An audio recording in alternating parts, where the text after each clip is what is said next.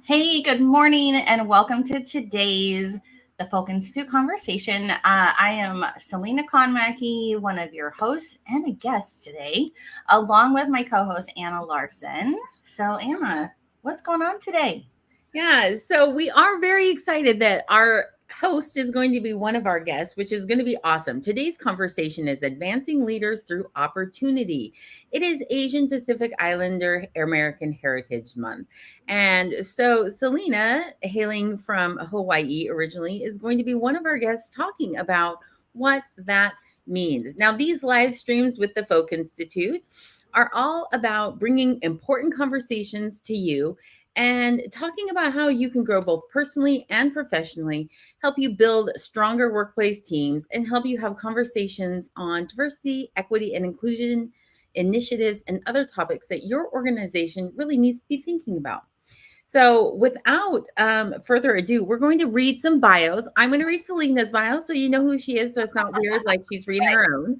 And then right. we're going to invite our other guest, Kat Yamamoto-Calvo, to come join us up here on the stage today. And we are going to have a fantastic conversation. Yes. All right.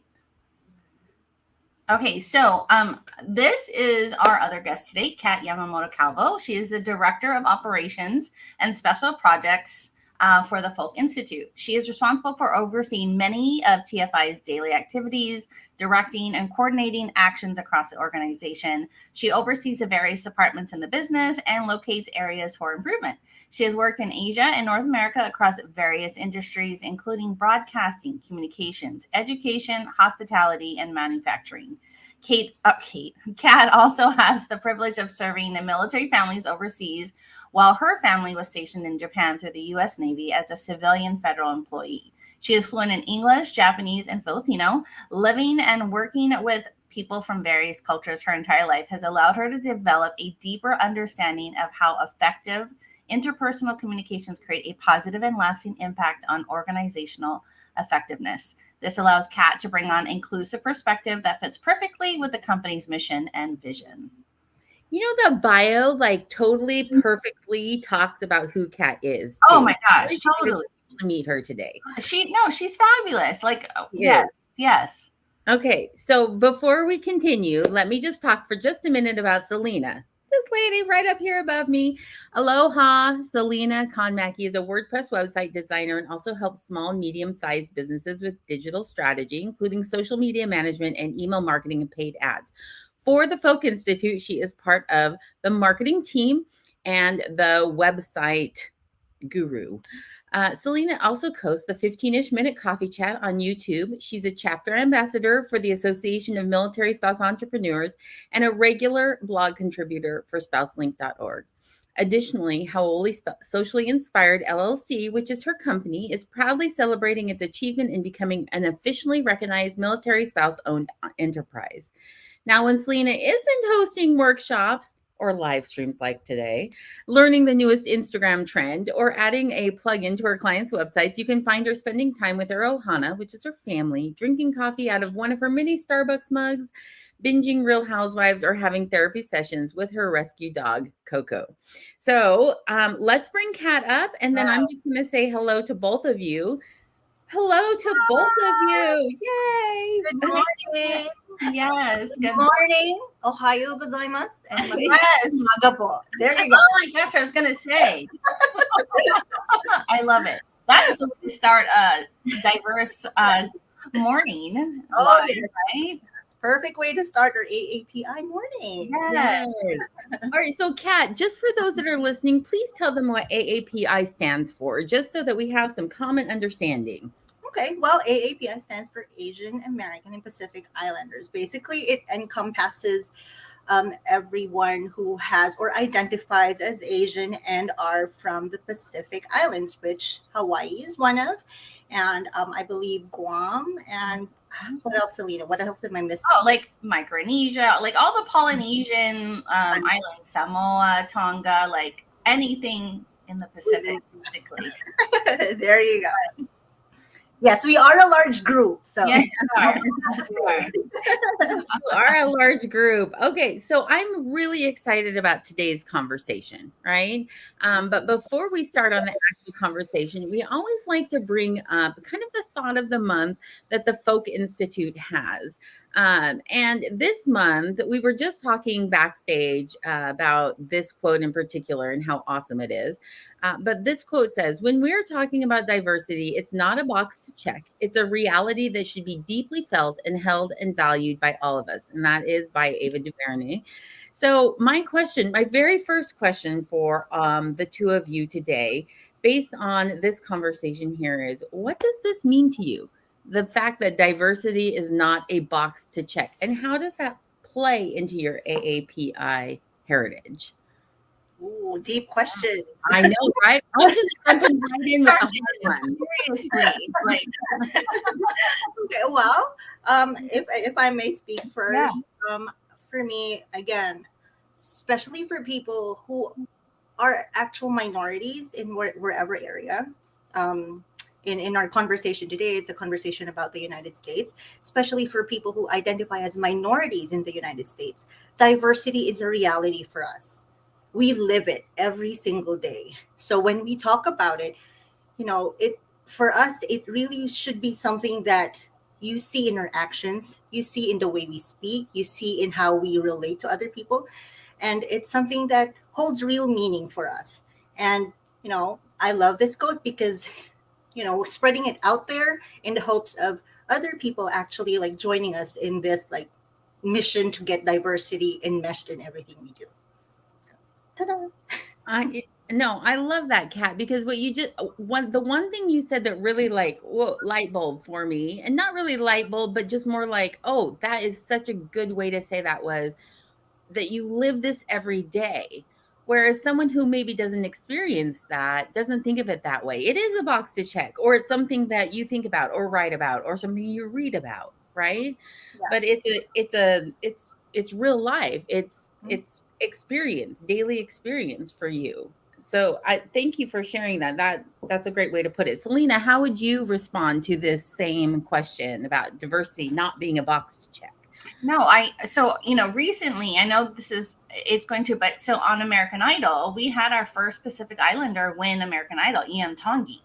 And when you say this part, it is a reality that should be deeply felt and held and valued by all of us. If you look throughout every Pacific Islander has supported this kid throughout his journey. And it's changed a little bit of there's excitement in the air everywhere you go about this kid and all the things. But it's, he sang one of his last songs. He picked a local Hawaiian song to sing in his showcase. And that was huge because he could have picked any kind of mainstream song, but he went to his roots and he sang a song that now apparently shot up to like number 3, a Hawaiian song, like on Apple iTunes, right? So I just think, I'm using him as an example because I love the fact that it's like he came with who he was and he showed America that like, hey, I'm here. This is who I am. And he was embraced. You know what I mean? He didn't change who he was to maybe be what he thought American Idol wanted him to be. And he won number 1.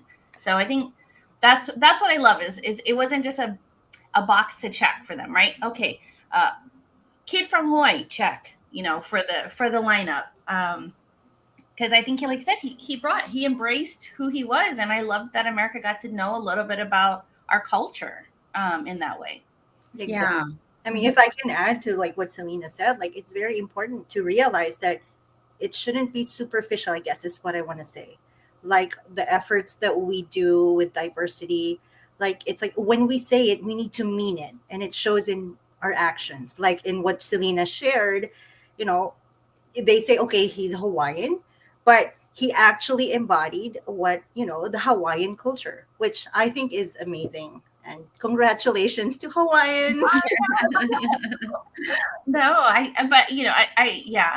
that's my answer to this question. I love this quote so much. And I mean, it also takes us back to some of our previous guests, right? When we talked about DEI and how that works in companies and organizations, right? Is don't make it just a box to check. Really make the effort to make the change within your organization if this is a box you're checking.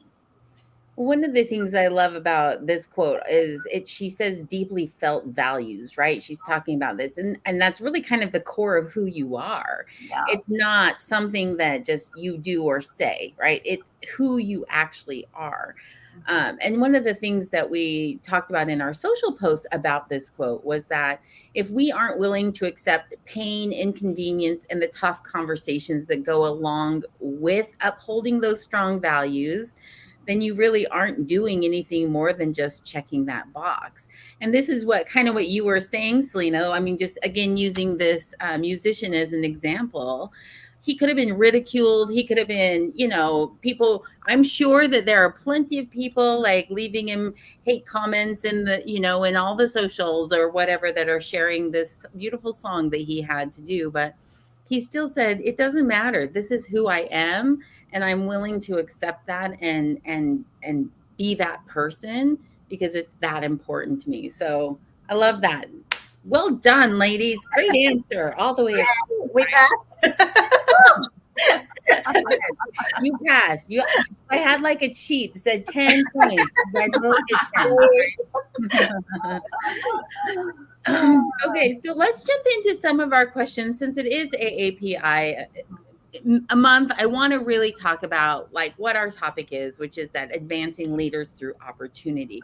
And the reason we chose that is because it is the theme for this month's celebration of Asian and Pacific Islander American heritage. Okay, that is the theme. So our first question today for you is, what are some misconceptions or biases that Asian Pacific Islander individuals may face in the workplace? And Kat, can we start with you on this one? Sure. I was gonna say, oh, can I start? Because when you're the first one to talk, you get the ideas out there, and then Right. Selena went on first, and she said, "Oh no, she said that already. What am I gonna say?"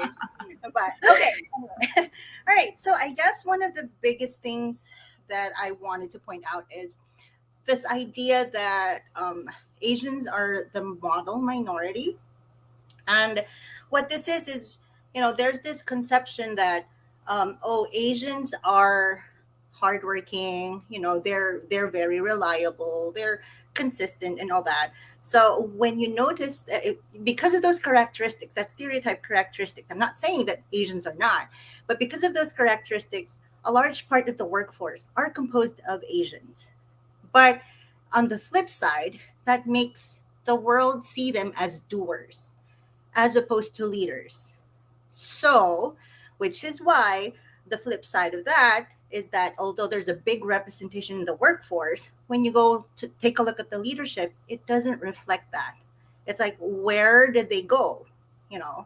Like there's a study that was conducted by one of the bigger consulting firms, and I think like the representation of Asians in the C-suite, they fall off to like 1% for Asian women especially, and like Asian men maybe 8%, which if you see, that's a huge gap. Like what happened? So yeah, and they actually coined a term for it. I believe it's called the bamboo ceiling. It's similar to what women face with the glass ceiling. So with the bamboo ceiling, it's a term coined by Jane Hyun, and it's what Asians face as they go up the corporate ladder. They eventually hit this spot where, oh no, it's hard for them to advance anymore. So for a whole host of reasons, like for one thing, they don't have sponsorship because they don't have people who are in those positions right now who can sponsor for them and like help them, reach higher up in the corporate ladder. So there you go. And I will let Selena talk because I totally can relate to what you're saying, and I'm just going to use an example of like my family in Hawaii, but I'm going to go back to like my mom's generation just to start there, right? My grandmother wanted her kids to make sure they spoke proper English, because if they did not, they would not get opportunities, and she didn't want them to be stuck in like, actually, as what you're saying, a doer role. You know what I mean? And so my entire family, in Hawaii, it's called Pidgin, right? It's just our kind of dialect of how we've immersed many cultures into how we speak. that was looked upon as like lower level of talking. And so when you say that, I can totally relate, because I just think back to, like, can you imagine like telling your kids, hey, don't be who you are, because it's going to not give you advancement into your life. And so, that is absolutely 100%. I can agree. And that is a misconception, I think. No, actually, it's not. It is a conception, right? I've seen now in my generation, right, in Hawaii, it's changed slightly, but there are still a lot of, like you said, not many, but you want to see a lot of. I don't have the statistics like Kat, but you want to see like those higher level C-suite CEOs. A lot of them are companies that have come from the mainland, so those people bring CEOs from the mainland to run a company in Hawaii. So you don't see many local people maybe all the way up there, right? So and it's funny, we joke, okay, turn on that other voice, you know what I mean, so you can sound like you belong in our own place. But I think the misconception I'm saying is that just because we may talk like that does not mean that we don't have PhDs, that we have not created amazing, beautiful things for many people to enjoy. And I think that goes with anybody. Just because maybe English is not the very first language, don't discount what their contribution can actually be. Yeah. It's great that Selena brought up the voice part too, because it just reminded me that one of, like, personally, like for me, it's like people see me all the time as like somebody who's just, who's who keeps to herself. And in as opposed to the Western idea of a leader who is assertive and who has a loud voice all the time. So when you think about that, and then you have this whole other group of people whose culture it is that they're brought up to be a little more reserved, a little more quiet. And like growing up, I was always taught to think before you speak, and we're taught to respect our elders, and those like we have high respect for them, and we're not supposed to, and that talking back to them, I guess, is disrespectful, which in the Western culture, it's kind of like seen differently. So it's, what Selena brought up, that, you have to turn on your other voice. For us, it's a conscious effort. We have to make that conscious effort of, hey, I need to switch on my other side. And, just to drive the cross a point that I can be a leader. That just because I'm quiet, just because I'm not assertive, just because I don't exude that force that is normally attributed to leaders in the Western culture, I don't have that, doesn't mean that I can't be a leader. So there. You know what I love about what you guys are saying? I mean, you're basically talking about stereotypes and how stereotypes keep people disadvantaged and keep a dysfunctional hierarchy within our society, right? And so I'm just going to throw, secondary question in here, right? Like, what do you do with those stereotypes? How are you challenging them? Like, do you have to specifically, people should be responsible for challenging those themselves. I'm just going to say that out loud, right? Like, we all need to be recognizing that these stereotypes that we have, or these biases that we have, we need to be looking at ourselves and saying, whoa, why do I think that? Is that my real experience with this person? Or are they really like that? Or is this a stereotype or a bias that I have because I read it in a book, or because my grandmother told me that, or because, whatever. So let me just throw that out there. Like, what do you recommend in terms of, like, for AAPI individuals that are in the workplace facing those? Like, how do you challenge that type of stereotype effectively? I know that's a big question, right? Because I think everybody's experience in the workforce is so different that I feel like my answer can't be like a one and done across the board. Because I think some CEOs may not even realize they're doing it. So when you bring it up, maybe it's great and they make a change, or they look at you and they're like, you're crazy. You know what I mean? I don't know. I think all I can suggest is try to insert yourself more where you see the opportunities.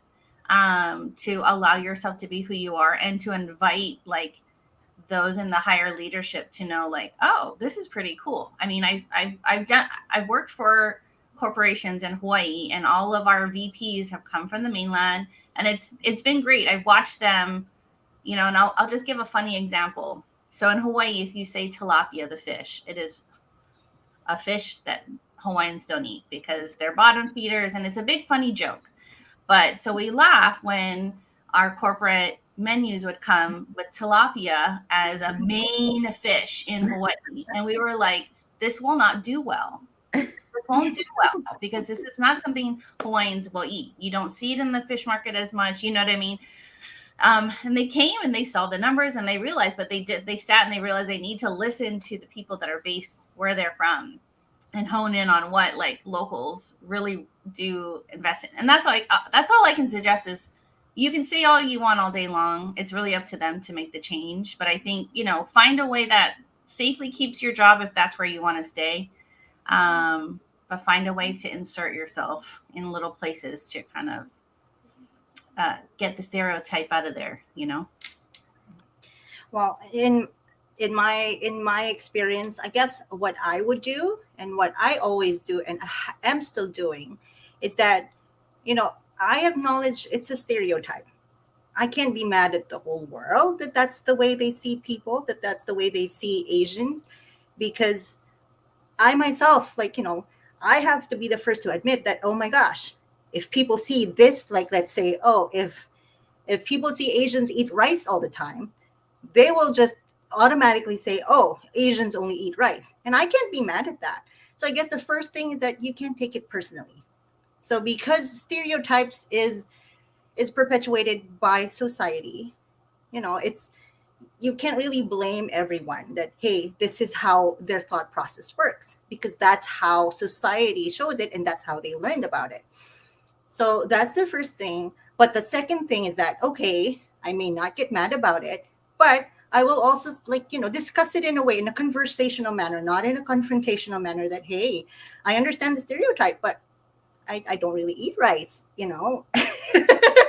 So, and then that kind of like sparks the conversation, and then hopefully eventually leads to, you know, providing more information to that other person so that he learns better or she learns better, and from there it spreads. Yeah, that really is kind of the thing, right? I mean, you have to challenge the stereotype so people understand that doesn't really fit me, and I'm Asian. I mean, I'm not Asian. I'm talking as if I were Kat. You know what I'm saying? We'll adopt you and You're not Asian, Anna? No. We totally came into this wrong. Okay, so let's talk a little bit more about your cultural heritage and diversity, right? So my second question for the two of you today is, in what ways can cultural heritage and diversity be leveraged to advance Asian Pacific Islander individuals into leadership roles? Which is a little different than those biases, right? This is like the flip side of the coin. Yeah, that's true.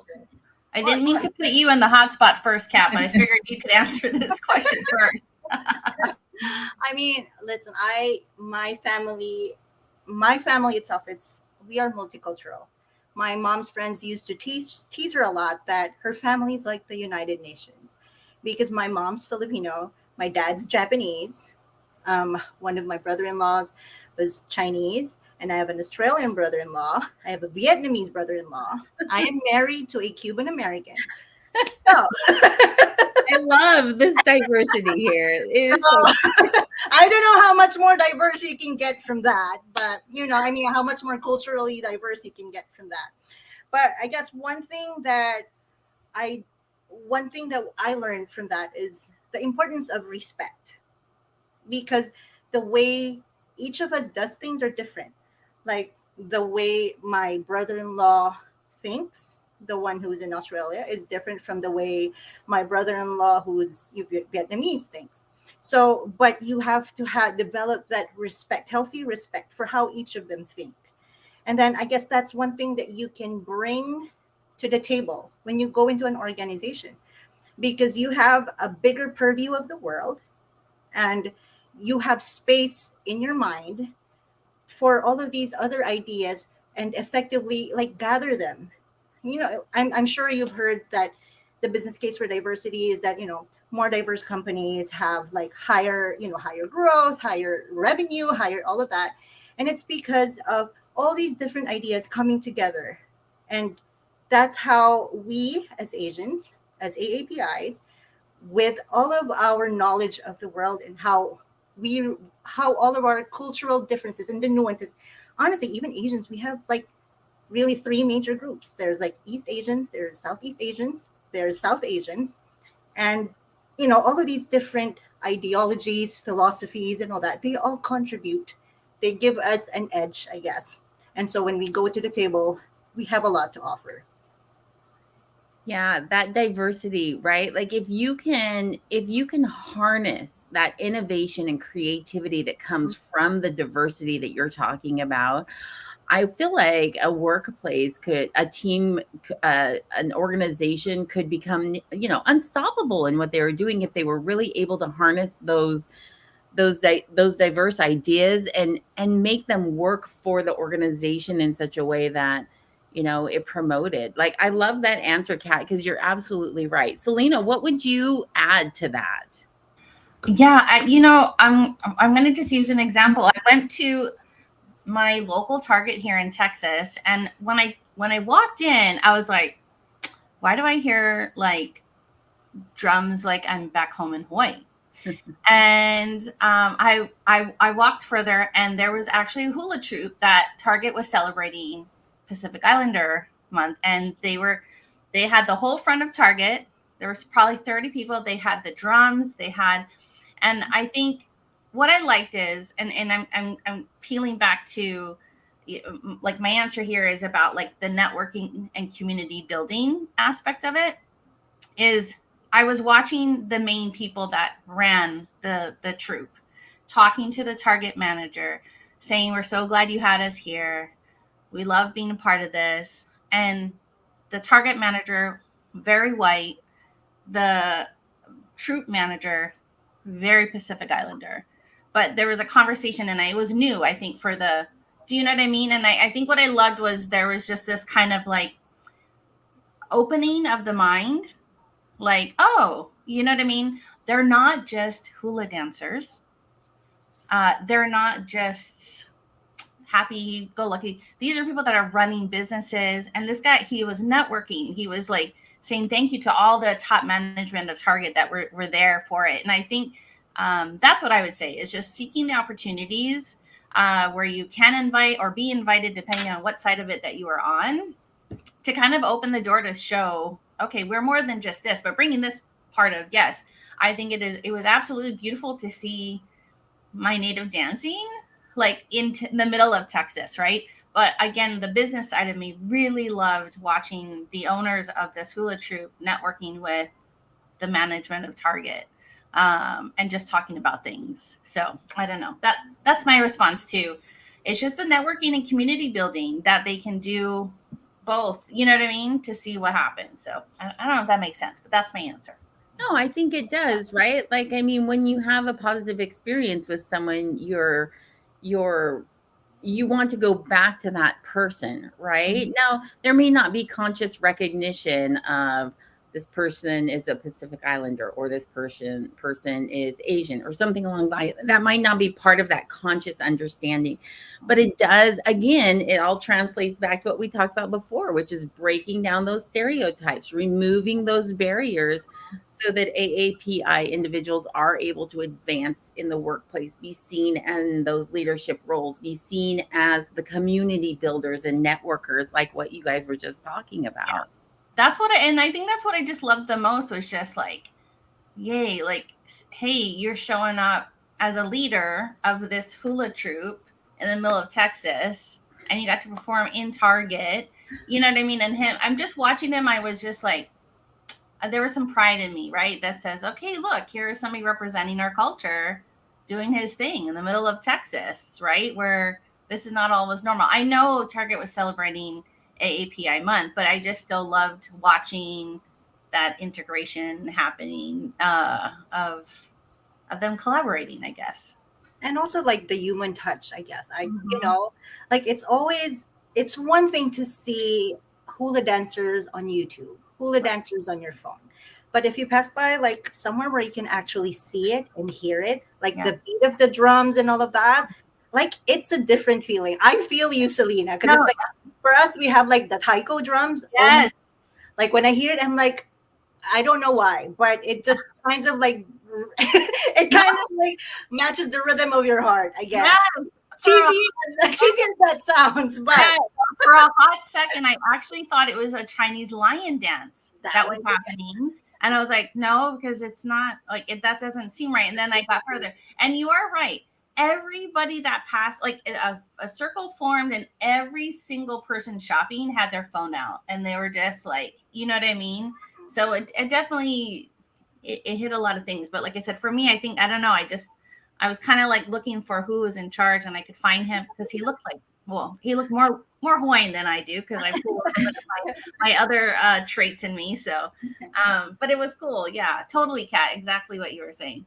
I feel like what you were just saying, Selena, is important just to acknowledge in the sense that everybody watching had their phones out, right? Like there is a beauty to other cultures that Yeah, if we stop and take a moment to appreciate those stereotypes and biases fly out the window and you think fully capable of any role, any position, any leadership capabilities. It doesn't have anything to do with that at some point because you see the beauty that's there. I mean, there's yeah, it is pretty darn amazing. I love that. And it within the workplace, like in my head, like I've got this thing formulated. I'm like, ooh, I should write something about this, because that's what I do. But that idea of like if you could take out that those misconceptions in the workplace and see that cultural beauty, like mhm, those people at Target did with their phones watching the dancing, right? yeah, Where that could propel an individual in terms of possibilities, yeah. right? and also No, positivity, because as humans, like our brain loves it when we learn something new. yeah, It actually, it's actually scientific. It actually makes our body release dopamine, which kind of like makes people happier, more positive. And when you're happier and more positive, you enjoy what you do more. You yeah, like and then you end up being, a really great contributor to an organization. Bringing it back to that, and a great member of the community. And yeah. the more that we have these like learning moments, even with cultural stuff, like, hey, oh my gosh, I've never tried that like Japanese dish. Oh, I want to try that. Can I have some? And can I share the recipe? So it kind of like evokes all of these things coming together, and then you feel good about yourself, you feel good about the people you work with, and it makes you more productive along the long run. So Yeah, Ed, Kat. I agree. very. Me too. I mean, I'm over here. Like, I wish I had my cheerleader pom poms right now. I'd be like, yes, yes. Uh, okay, so we're starting to round down just a little bit. We have one last final thought, kind of that I would love for you to share, and we've kind of touched on this already, but I would be interested to know if either of you had any one last thing that you would want to suggest. So our final question is: what suggestion do you have for Asian Pacific Islander AAPI individuals to advocate for themselves? You know, this is the proactive approach we're talking about right now. And throwing out all those stereotypes and biases, like what can you do as an Right. individual to say, I am a leader, I deserve this, I should have this opportunity, well, I will go first, so Selena cannot steal my idea. She threw you in the hot seat automatically. You saw that, right? She's like, Yes, I'm like, hey, I'm first. So I guess I would suggest being, for everyone out there, I mean, not just even for AAPIs, but, to be comfortable in being uncomfortable, so that you get this, you have, because you need to step out of your comfort zone. And when you step out of your comfort zone, in order for you to, as we were talking about earlier, to like get that other voice out of you, you need to be uncomfortable. And as human beings, we don't like being uncomfortable. but we need to be comfortable with that so that we can speak up. We can, hey, I may not be assertive, but I have other qualities that would, in my role, it would benefit me, you, and the organization. So, yeah, just be uncomfortable with the uncomfortable. I feel like that goes across the board for everyone, right? Everybody needs to feel a little bit uncomfortable, and that's where that growth comes from. But I do love that suggestion, Kat. It's a good reminder across the board. Yes. Yeah, I know, right? 10 out of 10. I'm giving you a 10, right? Selena, let's throw you in the hot seat and make you answer the same question, just as kind of the final thought for those who are out there listening to it. Yeah.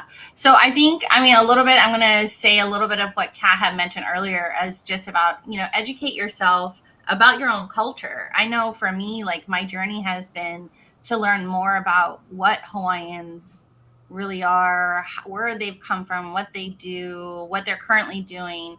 And I say that in my business. My name is a Hawaiian business name.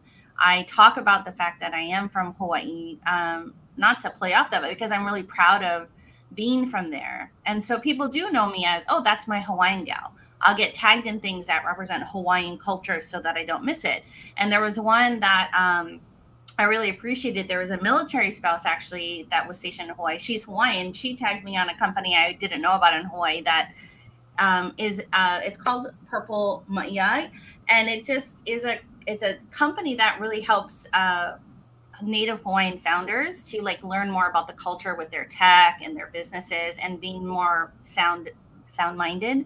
But I think my long-winded answer here is just continuously as a Pacific Islander, I'm constantly like learning about my culture still.